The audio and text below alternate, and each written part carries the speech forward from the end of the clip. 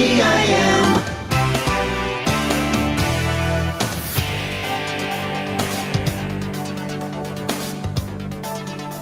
You're listening to WTIM, your information station. It's time now for your expanded local news.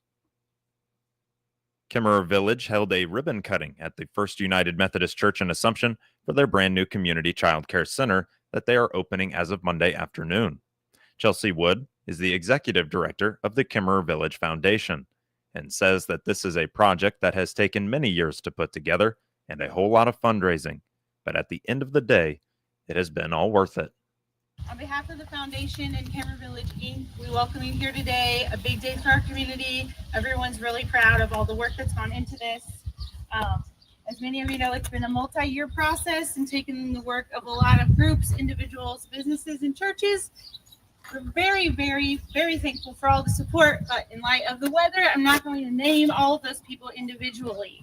But as the fundraising entity for Kimmerer Village, we are very thankful for all of the support that we got from the community. And so many of you personally helped to raise the funds that were needed. And we're truly grateful for everyone's dedication to our cause.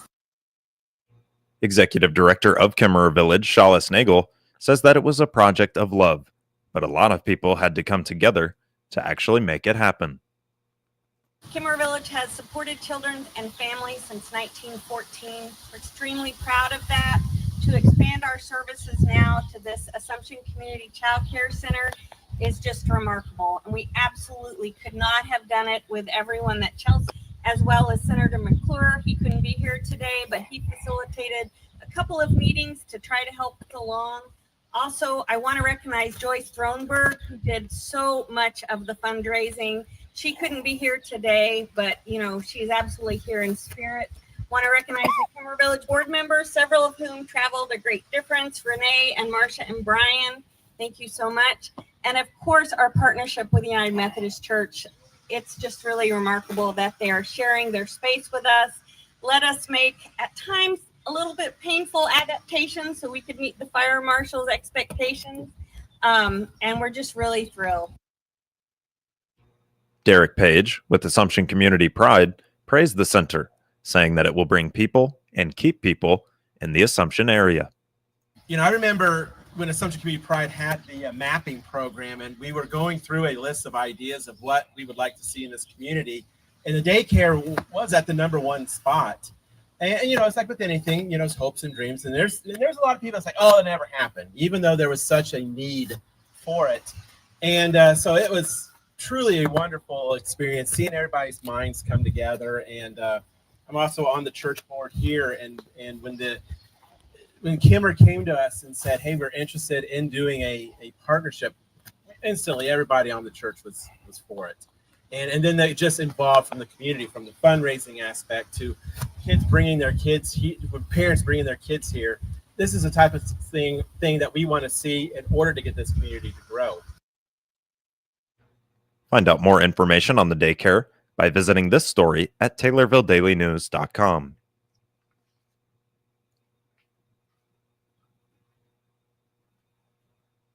The Taylorville Fire Department has announced the acquisition of 7 new sets of turnout gear for its firefighters, thanks to a grant that was awarded from the Office of the Illinois State Fire Marshal. The turnout gear is critical for protecting its personnel while responding to emergencies.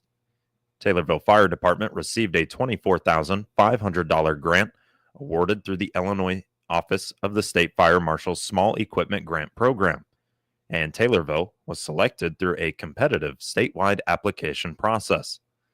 Turnout gear is a frontline defense for firefighters during structural fires and other hazardous operations. The sets will replace aging and worn equipment, helping the department maintain compliance with updated safety standards and various industry practices. TFD says that they are grateful to the IOSFM for recognizing their need and supporting efforts to keep members safe and prepared.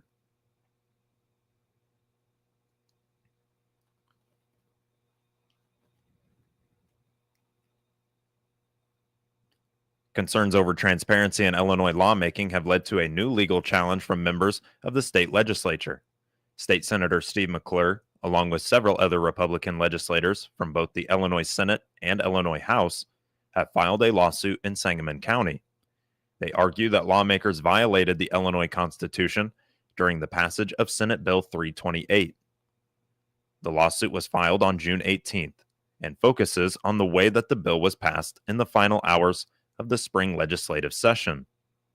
It began as one proposal, and it was later stripped of its original language and completely rewritten into a new piece of legislation.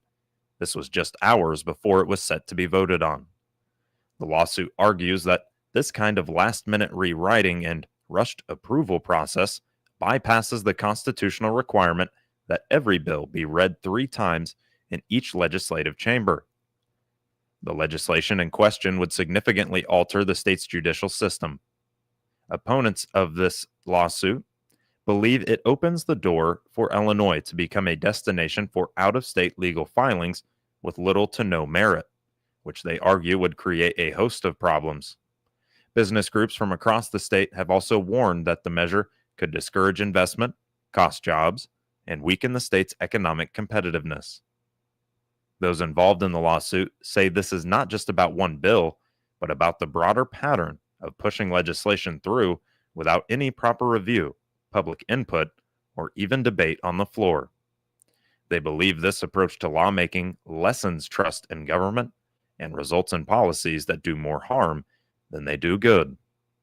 Senator McClure and others are urging Governor J.B. Pritzker to veto the bill. Illinois residents are concerned about the legislation, are being encouraged to get involved by signing a petition online, one of which is available at Senator McClure's website at senatormcclure.com.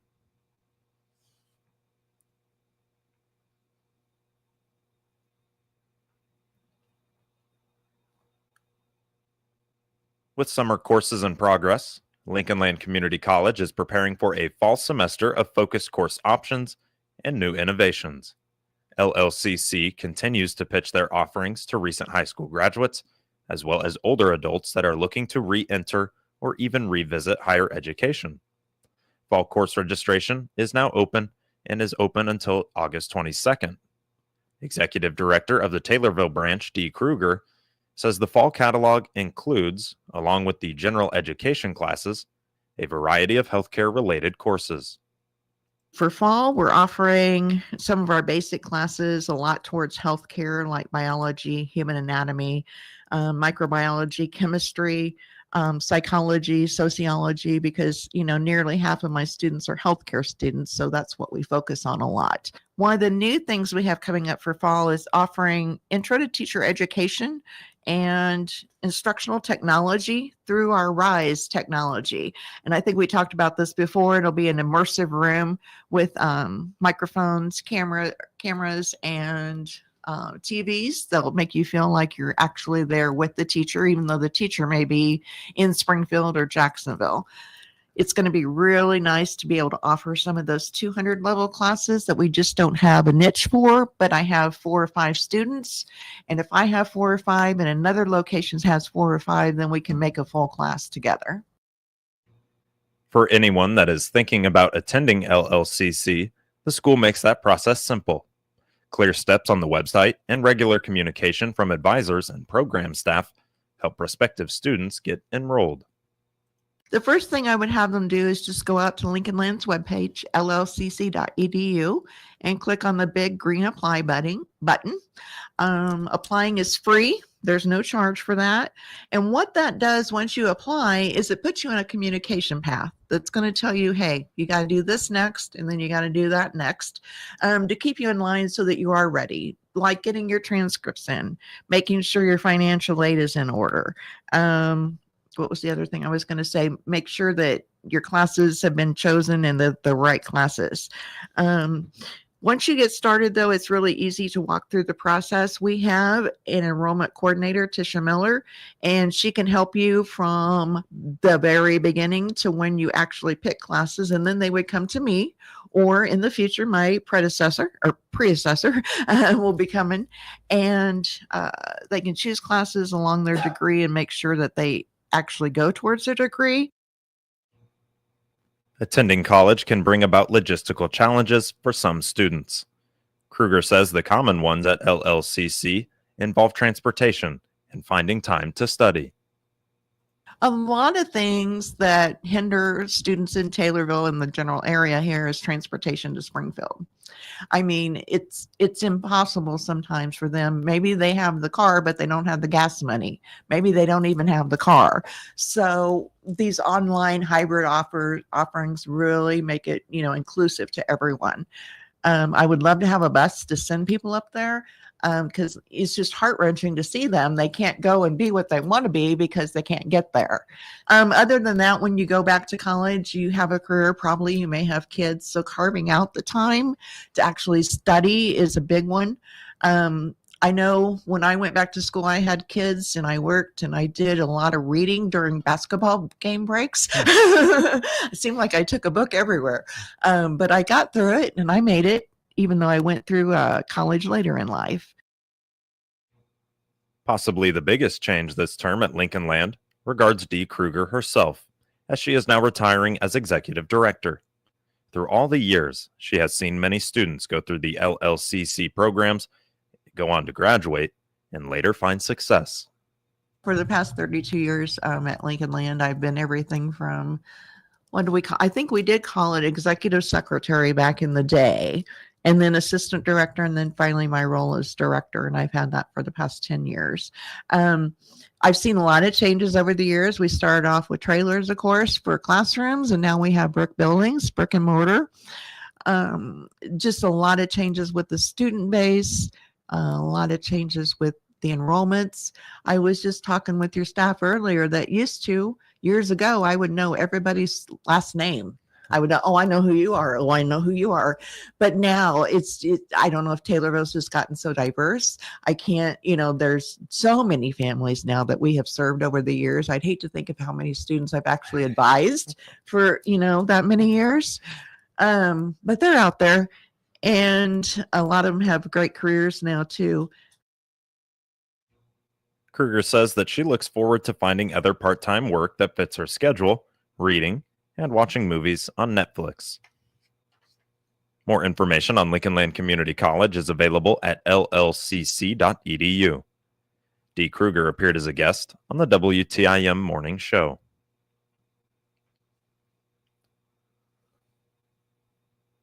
This will conclude the first portion of your expanded local news, and it's brought to you by First National Bank of Taylorville. I'm James Kirk, Vice President at First National Bank in Taylorville. I get it. Switching banks sounds like a chore, but we make it easy. I've helped people and businesses move their accounts with less hassle than they've expected and more personal service than they've ever gotten before.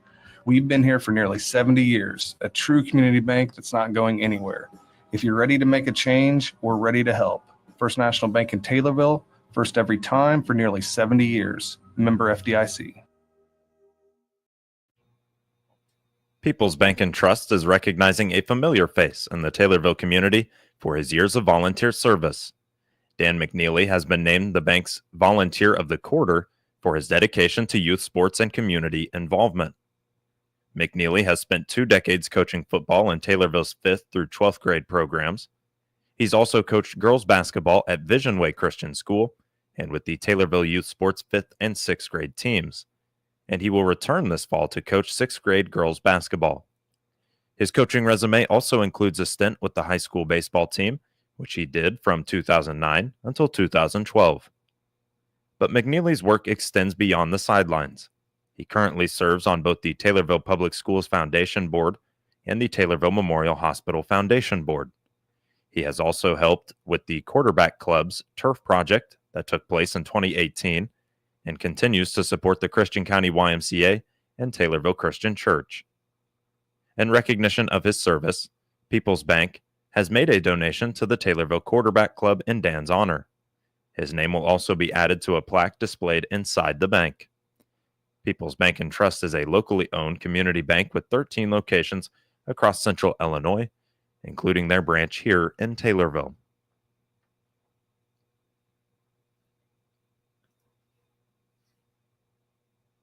Ag groups want input on any future work that's related to the Make America Healthy Again Commission.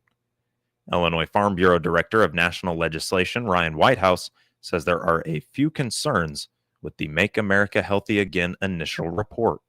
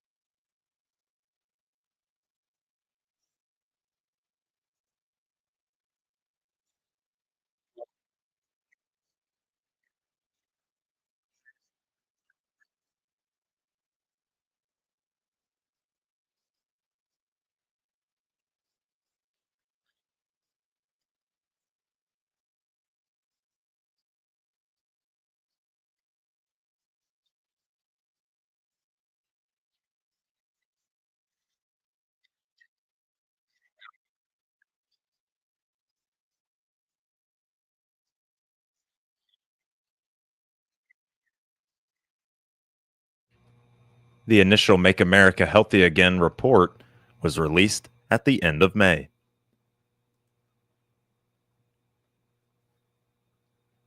Attention continues to focus on the U.S. Senate with the budget reconciliation process, or the One Big Beautiful Bill.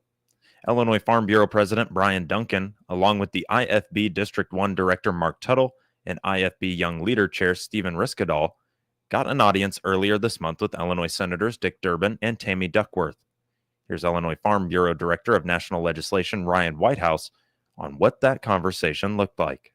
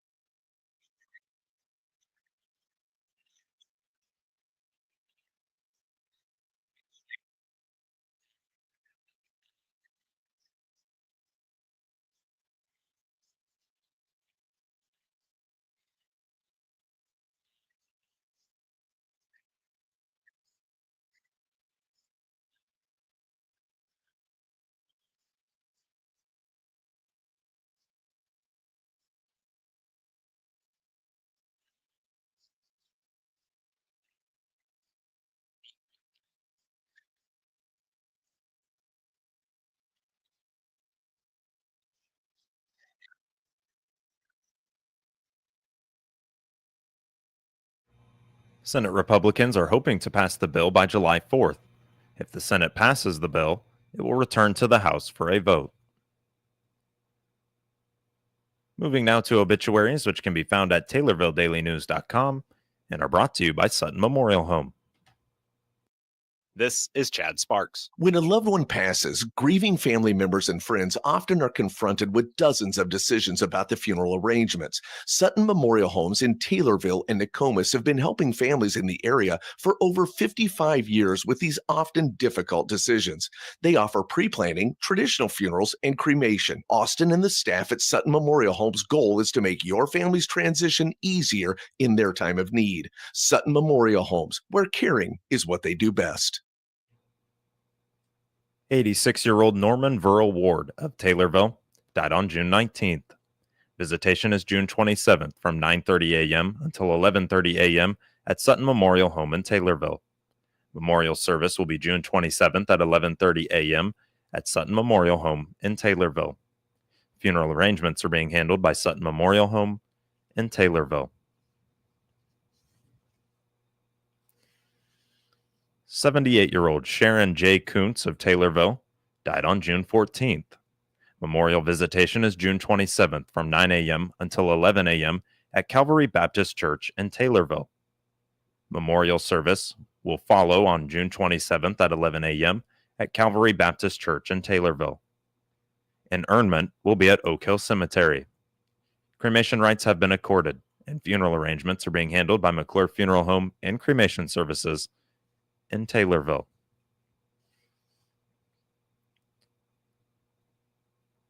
"63-year-old Harold Wayne Jeffers of Taylorville died on June 18th. Cremation rights have been accorded, and arrangements will be made at a later date with private graveside service. Funeral arrangements are being handled by McClure Funeral Home and Cremation Services in Taylorville.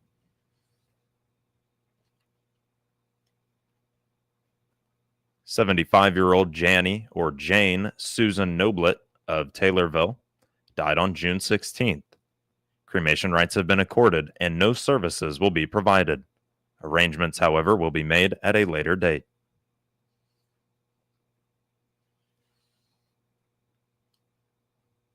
In a previous obituary, 47-year-old Douglas or Doc R. Cole of Taylorville died on June 15th. Visitation was June 20th from 4 until 7 p.m. at McClure Funeral Home, and funeral service was on June 21st at 10 a.m. at McClure Funeral Home in Taylorville. Burial was at Edinburgh Cemetery. That's a look at your obituaries. Again, you can find those at TaylorvilleDailyNews.com and get details on these and other local stories at TaylorvilleDailyNews.com, or you can hear them every single hour here on WTIM. WTIM is your only local news radio. This July 3rd, before the fireworks fly, stop by the Taylorville Fast Stop for our Red, White, and Blue Bash. Hi, I'm Quincy Law, manager at the Taylorville Fast Stop, inviting you to join us on July